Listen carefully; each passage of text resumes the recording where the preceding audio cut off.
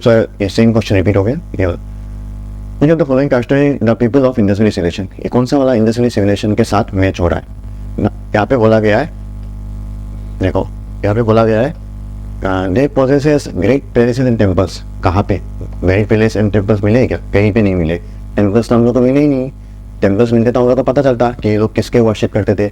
वो तो क्या है, मैक्सिमम जो साइट है वो कहाँ पे पड़ता है, पाकिस्तान में, क्योंकि पाकिस्तान में मैक्सिमम इंडस वैली सिविलाइजेशन के साइट है। तो हम लोग को पता नहीं चला कि वहाँ पे टेम्पल्स है कि नहीं, क्योंकि Pakistan does not allow us to exhibit. हम लोग को आर्कियोलॉजिकल सर्वे ऑफ इंडिया को वहाँ पे अलाउ ही नहीं किया गया एग्जीबिशन करने के लिए। They worship both male and female deities. Correct. Because they used to worship the male and female deities. Male and female sex organ को भी worship किया जाता था। That is phallus. Phallus male और sex organ phallus को worship किया जाता था। और mother goddess earth उनका भी टेराकोटा फिगर बना के worship करते थे। mother goddess earth. तो this one is correct. mother goddess earth को worship किया जाता था। फिर they employed horse drawn chariot. कहाँ पे? horse तो है ही नहीं। horse है ही नहीं तो कहाँ से chariot बनाएंगे? तो ओनली 2 विल बी करेक्ट। बी हॉर्स थे ही नहीं ना इंडस वैली सिविलाइजेशन, तो कहाँ पे चैरियट बनाएंगे? देन फिर regarding Indus valley civilization consider the following statement, कौन सा करेक्ट है? तो यहाँ पे देखो क्या लिखा हुआ है। First one, it was a predominantly secular civilisation and the religious element though present did not dominate the scene. Correct. यहाँ पे बोला था रिलीजियस वाला कॉन्सेप्ट तो था बट कोई इस चीज को डोमिनेट नहीं कर रहा था। तो फर्स्ट वन इज भी correct. During this period cotton was used for manufacturing textile in India, ये भी करेक्ट है, क्योंकि देखो यहाँ पे उस टाइम जो ग्रीक के साथ ट्रेड करते थे, ग्रीक लोग इंडस वैली सिविलाइजेशन को क्या नाम से बुलाते थे पता है? ये लोग बोलते थे सिंधोन। और ये लोग बोलते थे सिंधोन से इन लोगों को क्या होता था, क्या चीज सिंधोन से साथ ट्रेड करते? कॉटन का ट्रेड करते थे। ठीक है, कॉटन का ट्रेड करते थे। अभी भी अगर देखोगे ना पाकिस्तान, यहाँ पे कॉटन मैन्युफैक्चर में पाकिस्तान अभी भी नंबर में आता है। वहाँ पे बहुत ज़्यादा कॉटन प्रोडक्शन होते हैं।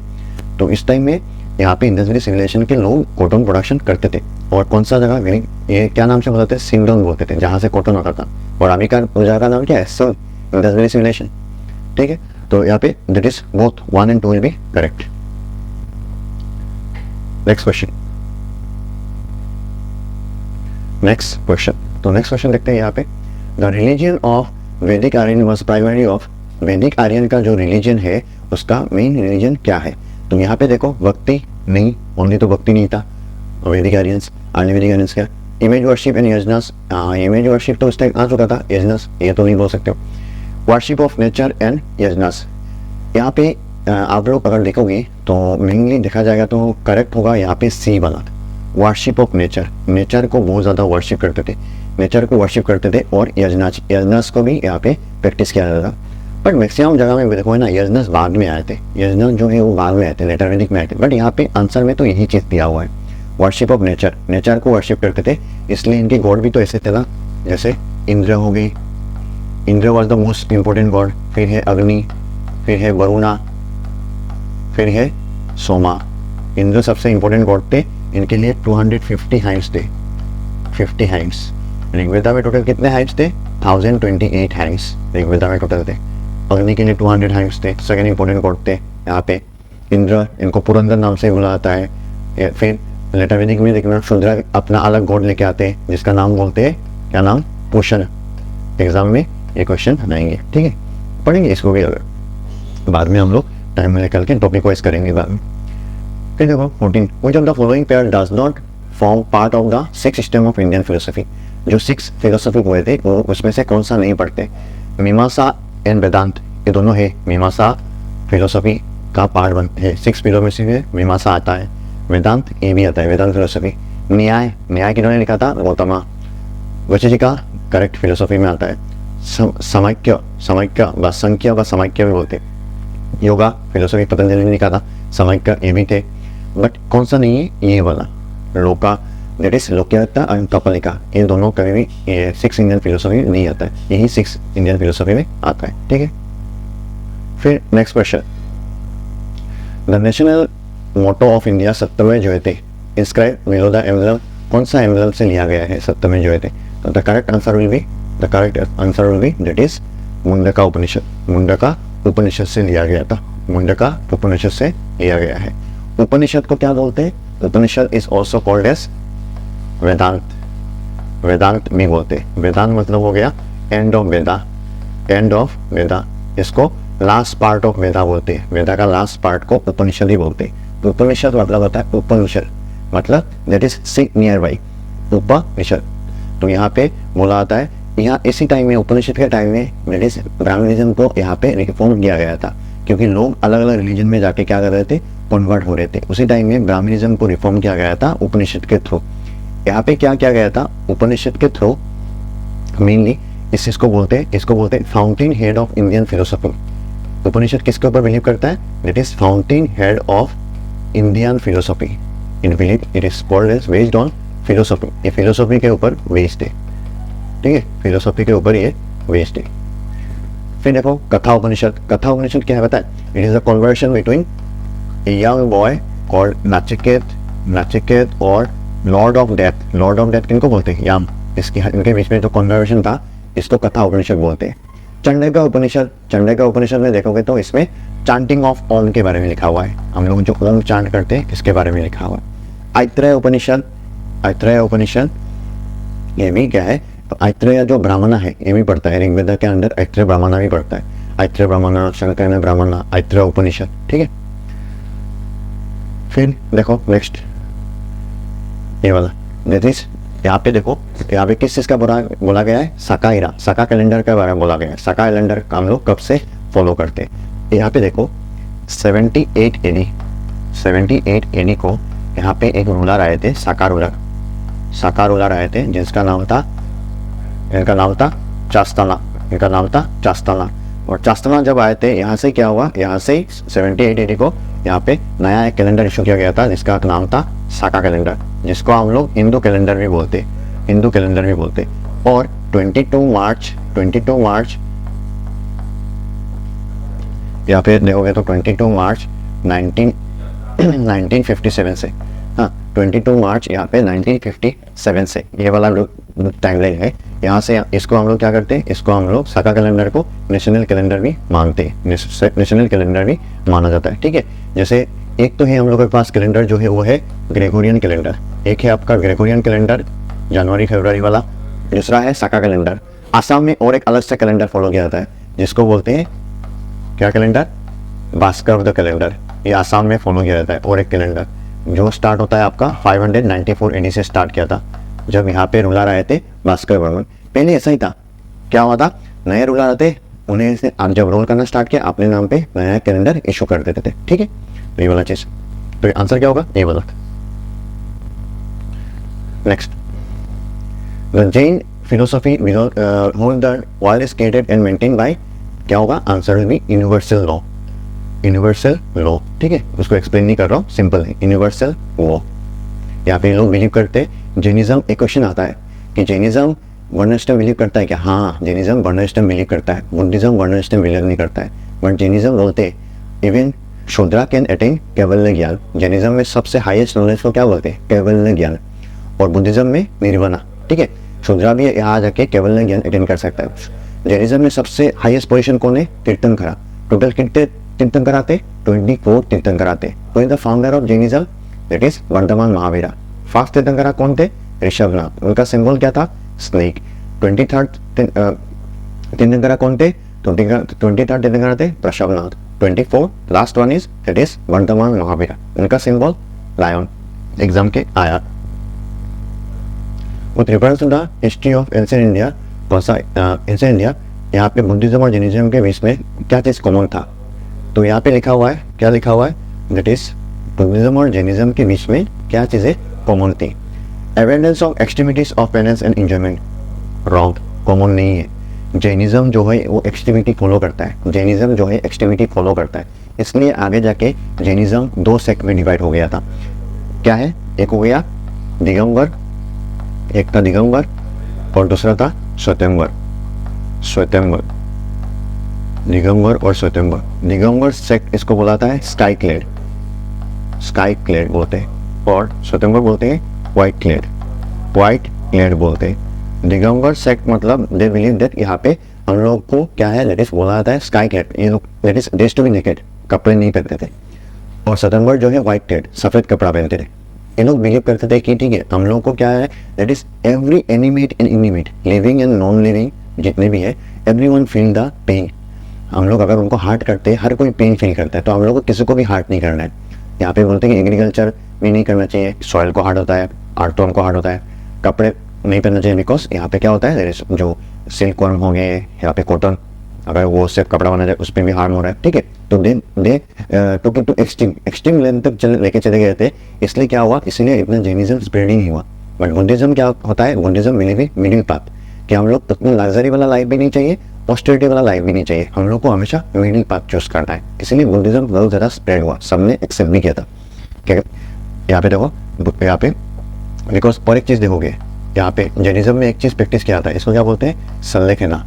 सल्लेखना मतलब होता है फास्टिंग अन टू डेथ। तो ये भी क्या है, एक्सट्रीम लेवल तक प्रैक्टिस करते थे कि फास्टिंग करो अन टू डेथ तक, तभी आपको सेल्वेशन मिल जाएगा। सल्लेखना प्रैक्टिस किया जाता है। बट बुद्धिज्म में ऐसा कॉन्सेप्ट नहीं है। Buddhism believes in middle path, Buddhism believes in middle path. तो यहाँ पे क्या होगा, और denial of efficacy of the rituals, denial of efficacy of rituals, तो करेक्ट है। दोनों क्या नहीं मानते, वैदिक रिचुअल्स को नहीं मानते, एफिकेसी ऑफ रिचुअल्स को बिलीव नहीं करते। किसी ने तो दोनों रिलीजन क्या है, दोनों रिलीजन है हेटेरोडॉक्स रिलीजन। हेटेरोडॉक्स रिलीजन बोला था ना, हेटेरोडॉक्स रिलीजन मतलब the religion which does not believe in वैदिक रिचुअल्स राइट्स। तो 1 and 3 will be correct. 1 and 3 नहीं, सॉरी 2 and 3 होगा। 2 and 3, 1 तो रॉन्ग है ना, क्योंकि यहाँ पे जैनिज्म एक्सट्रीमिटी बिलीव करता है, बुद्धिज्म बिलीव नहीं करता है। 2 and 3 होगा, 2 and 3 will be correct. In difference to the authority of Vedas, Vedas को नहीं मानते, रिचुअल्स राइट्स को भी बिलीव नहीं करते, ठीक है। यहाँ पे लॉर्ड ऑफ द इमेज साल्टन shown in hand have of gesture of भूमि स्पर्श मुद्रा, इसका मीनिंग क्या है, भूमि स्पर्श मुद्रा में दिखाया गया है, आपको पता होगा यहाँ पे 3 स्कूल ऑफ आर्ट है, 3 स्कूल ऑफ आर्ट है। एक है गांधार स्कूल ऑफ आर्ट, फिर है मथुरा स्कूल ऑफ आर्ट, फिर है Amaravati school of art. Gandhara school of art में यहाँ पे बुद्ध को अलग अलग मुद्रा में दिखाया गया है, अभय मुद्रा, ध्यान मुद्रा, भूमि स्पर्श मुद्रा, ठीक है। भूमि स्पर्श मुद्रा यहाँ पे देखोगे तो सबसे इंपॉर्टेंट जो आंसर है ये कौन सा वाला होगा, डेट इज ये वाला answer will be your option B, option B होगा यहाँ पे आंसर। यहाँ पे बुद्ध को चैलेंज किया था कि इन्होंने मारा बोलते कि नहीं, बुद्ध से पहले मैंने एनलाइटमेंट मिला था और निर्वाणा मुझे मिला है, बुद्ध को बाद में मिला है। तो यहाँ पे मारा ने बुद्ध को चैलेंज किया कि आपके पास क्या प्रूफ है, आपको सब मेरे से पहले एनलाइटमेंट मिला, निर्वाणा मिला। तभी बुद्ध ने क्या है, मिट्टी को टच किया था, that is mother earth is the proof of my enlightenment, इन्होंने देखा है। और इसी को बोला है भूमि स्पर्श मुद्रा, भूमि स्पर्श मुद्रा बोलते।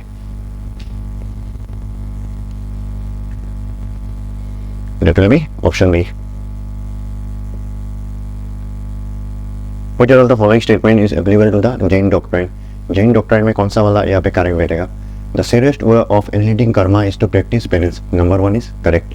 Every object, even the smallest particle, has a soul. Believe करते ना, बोला है कि कुछ भी पार्टिकल, इवन लिविंग हो नॉन लिविंग, सबके पास सोल है। समझ में? Karma is the bane of the soul and must be ended. All of the 3 will be correct. All of the 3, 1, 2, 3 correct. यहाँ पे देखो, बुद्धिस्ट रॉक कार्ड गेम जो है, यहाँ पे चैता और बिहारा का मीनिंग क्या है, चैता और बिहारा क्या है।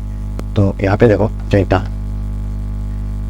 मतलब क्या होता है, चैता मतलब that is place of worship, place of worship for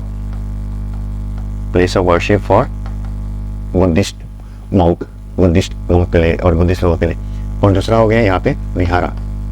vihara क्या है, dwelling place for Buddhist monk during rainy season.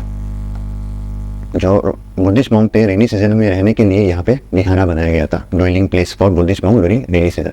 यहाँ पे बहुत सारे विहारा अशोका ने बनाए थे। अगर विहारा देखोगे ना, एक केव है आप लोगों का, बामियान केव अफगानिस्तान में है, वहाँ पे बहुत सारे विहारा है, बामियान केव अफगानिस्तान, वहाँ पे पिक्चर देखोगे तो बहुत सारे विहारा बनाए गए थे, ठीक है। विहारा, यहाँ पे विहारा हो गई। और एक भी चीज़ है आप लोग पढ़ना, ये है स्तूपा। स्तूपा क्या है, स्तूपा मतलब बुद्ध का इमीडिएट डेथ होने के बाद उनका जो रिमेनिंग्स है, रेलिक्स, उसको 8 पार्ट में डिवाइड किया गया था। जहाँ 8 पार्ट को रखा गया था, रिमेनिंग्स रेलिक्स को, अस्थिया, वहाँ पे एक स्तूपा बनाया गया था जो बुद्ध का लाइफ के साथ रिलेटेड है, बुद्ध का डेथ के साथ रिलेटेड है, that is Mahaparinirvan of Buddha. पढ़ोगे सर, एग्जाम्पल इंपॉर्टेंट है। तो यहाँ पे कौन सा सही बेटेगा, chaitya is a place of worship, while vihara is a dwelling place for monk during rainy season. तो ये वाला लास्ट यहाँ पे और भी है क्या, डे, ये कर देते हैं यहाँ पे। मुझे on the following describe the best concept of nirvana in Buddhism. Buddhism का जो निर्वाणा जो है कॉन्सेप्ट सबसे करेक्टली कहाँ पे बैठ रहा है, तो the correct option will be A, extension of the flame of desire. क्योंकि जो 4 नोबल ट्रूथ था उसमें इसी का बात बोला गया था, बुद्ध ने इसी चीज को बोला था, that is the world is full of suffering and the cause of suffering is desire. If desire can get rid of, suffering can be removed, और suffering can be removed by following 8 4 path. ठीक है, अष्टांगिक मार्ग का बात बोला गया था। तो यहाँ पे वही डिजायर को खत्म करने का बात बोला गया था। डिजायर खत्म करोगे तभी क्या होगा, हम लोग का जो सफरिंग होगा वो धीरे धीरे कम हो जाएगा। तो number A will be correct. Next one देखते हैं 23, ये वाला। यहाँ पे देखो पॉलिटिकल ऑर्गेनाइजेशन जो था यहाँ पे, social organization during the ancient times. यहाँ पे देखो ऋग्वेदिक टाइम में, ऋग्वेदिक एंड वैदिक टाइम में यहाँ पे श्रेणी बनाया गया था। श्रेणी जो यहाँ पे जो वैश्य ट्रेडर्स थे, इन्होंने एक श्रेणी बना लिया था। तो इन्होंने एक ग्रुप बना लिया कि हम लोग अभी से क्या करेंगे, कुछ रूल्स एंड रेगुलेशन, हम लोग का कुछ कोड ऑफ कंडक्ट होगा कि हम लोग अगर बिजनेस करेंगे भी तो ट्रेड करेंगे तो कुछ रूल्स एंड रेगुलेशन हम लोग फॉलो करेंगे। तो यहाँ पे वो क्या था आंसर, जो गिल्ड बनाए थे, गिल्ड में क्या क्या चीज़ था। तो सबसे पहले देखो बोला गया है every guild was registered with the central authority of the state and king was the chief administrative authority of the on time. Correct. हर कोई जो गिल्ड जो है यहाँ पे जो ट्रेड कर रहा था वो उनको जाके रजिस्टर करना था सेंट्रल अथॉरिटी के साथ, और उसको कौन देखते थे, किंग देखते थे। तो number 1 correct. The wages, role of work, standard prices were fixed by the guild. Correct है, वो ट्रेड जो करते थे उन्होंने फिक्स रखा था, इसका दाम इतना होगा, ये सामान का दाम इतना होगा, उसको फिक्स किया था। Number 2 correct. Guild had judicial power over its own member. अगर कोई गलती करता भी था तो उसको पनिशमेंट भी दिया जाता था। ठीक है, नंबर 3 में भी correct. 1 2 3। Question number 24, Chinese traveller even सांग जो आए थे, ये असम में भी आए थे और ये हर्षवर्धन के टाइम में भी आए थे चाइनीज ट्रेवलर। और एक चाइनीज ट्रेवलर आए थे फाहिर चंद्रगुप्त टू के टाइम में आए थे। एग्जाम के लिए इंपॉर्टेंट, असम में बसवर्धन के टाइम में आए थे और हर्षवर्धन के टाइम में आए थे। ठीक है, तो इसका करेक्ट आंसर क्या होगा कि इन्होंने जब आए थे, इन्होंने असम में आने के बाद एक फेमस बुक लिखा था। उस बुक का क्या नाम था, उस बुक का नाम था असम में यहाँ पे जो बुक लिखा था इसका नाम था सीयूकी। आप लोगों के जो एपीएससी के लिए जो एग्जाम दे रहे हैं उनके लिए तो बहुत इंपॉर्टेंट है। सीयूकी में असम के बारे में, कामरूप के बारे में क्या लिखा गया था वो बहुत इंपॉर्टेंट है। तो यहाँ पे देखो कौन सा करेक्ट है, roads and river roads are completely immune from the robbery. Wrong, क्योंकि खुद ह्यूएन सांग को ही लूटा गया था। He was robbed when he came to India, इनको ही लूटा गया था। Second one, as regard punishment for offences, orders by fire, water and poison were the instrument for determining the innocence of guilt of a person. Correct, ये चीज़ें follow किया जाता है पनिशमेंट के हिसाब से उस time. Tradesman had to pay duties of ferries and barrier station. Yes, trade जो कर रहे थे उनको ड्यूटीज देना पड़ता था, जहाँ पे एक स्टेशन से दूसरे स्टेशन में यहाँ पे ड्यूटीज पे करने पड़ते थे।